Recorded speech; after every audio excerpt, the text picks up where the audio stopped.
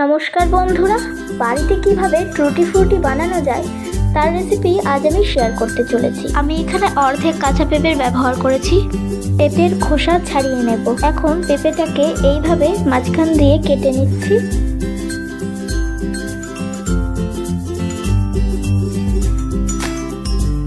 পেঁপের ভিতরের অংশটাকে আমি ভালোভাবে পরিষ্কার করে নিচ্ছি।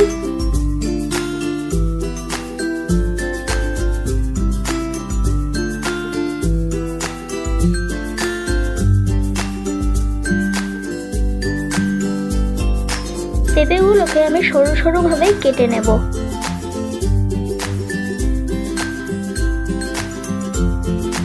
এই পদ্ধতিতে আমি সবগুলো কেটে নিয়েছি।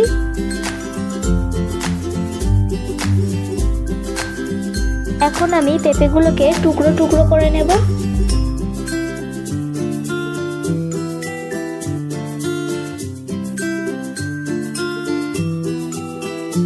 দেখুন, ঠিক এইভাবেই টুকরো করতে হবে।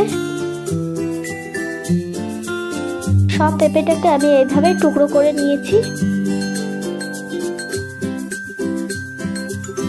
একটা বোলের মধ্যে এই টুকরো করা পেঁপেগুলোকে আমি ট্রান্সফার করে দিচ্ছি।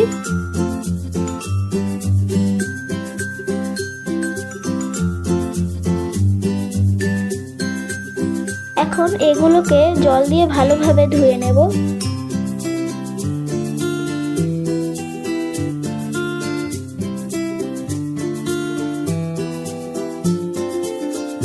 পেঁপেগুলোর থেকে জল ঝরিয়ে নেব।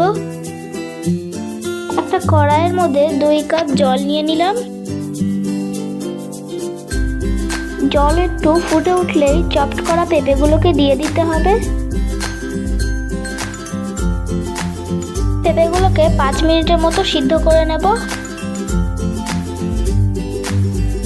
পেঁপেগুলো সিদ্ধ হয়ে গিয়েছে। এখন পেঁপেগুলোকে তুলে নিচ্ছি।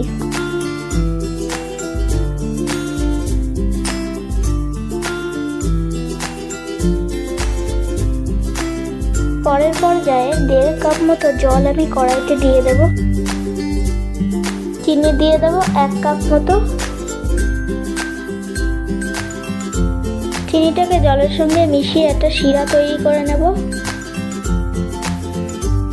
সিদ্ধ করে রাখা পেঁপেগুলোকে এবারে এর মধ্যে অ্যাড করে দিচ্ছি। আলতো হাতে এটাকে নাড়িয়ে নিতে হবে। 1 টিস্পুন ভ্যানিলা এসেন্স দিয়ে দিলাম। এখন এটাকে একটু মিক্স করে নিচ্ছি। এই পর্যায়ে একটু পেঁপেগুলোকে চেক করে নিতে হবে। একটা চামচের সাহায্যে পেঁপেগুলো সিদ্ধ হয়েছে কিনা দেখে নেব। পেঁপেগুলো ভালোভাবে সিদ্ধ হয়ে গিয়েছে। এখন আমি পেঁপেগুলোকে 3টে বোলে ভাগ করে নিয়েছি।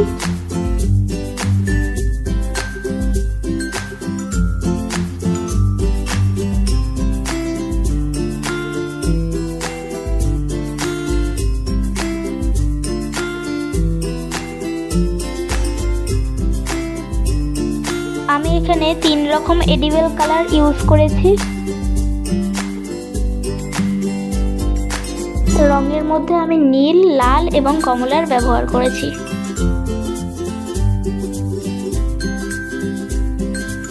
এগুলোকে ভালোভাবে মিশিয়ে নেব।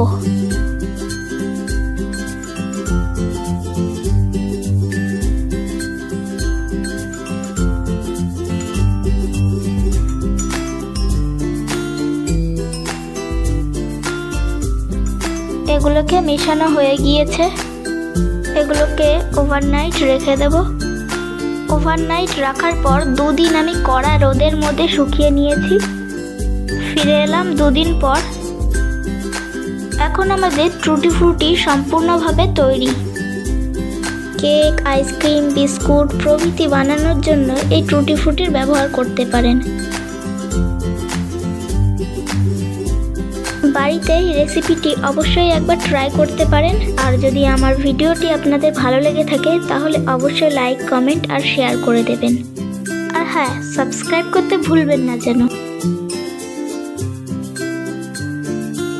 ভিডিওটি দেখার জন্য অসংখ্য ধন্যবাদ।